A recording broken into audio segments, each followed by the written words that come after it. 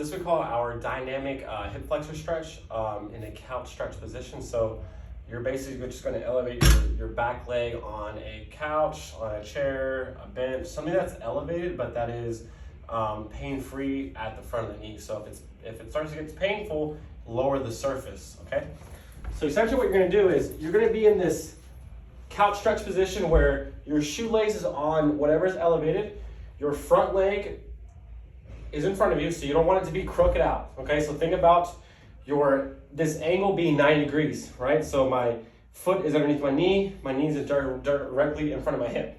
From this position, what you're gonna do is, we're gonna basically do rotations where you're opening up both ways. You're almost threading the needle, and you're just thinking about reaching forward with your fingertips as you draw the opposite side back, and we're rotating. I want your eyes to follow your hand, and as you do this, you should feel a little stretch on that hip flexor right here as you rotate towards it, okay? We'll do this 10 times.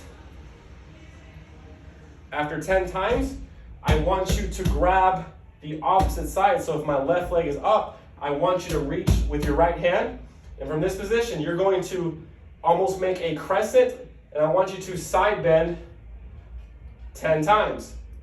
You should feel a stretch on that left hip flexor along that quad region. And again, think about tucking the tailbone underneath you, squeezing that glute a little bit to get a bigger stretch, and we'll go 10 times here.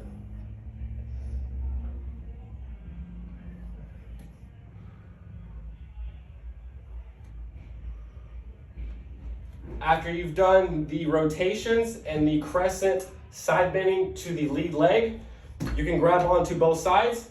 Again, I want you to stay nice and tall, erect, and now we're gonna do pulses, where you're just gonna pulsate into that bigger stretch to whatever you can tolerate.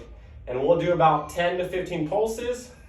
And now we're just really working on lengthening that hip flexor by just dropping our body weight backwards.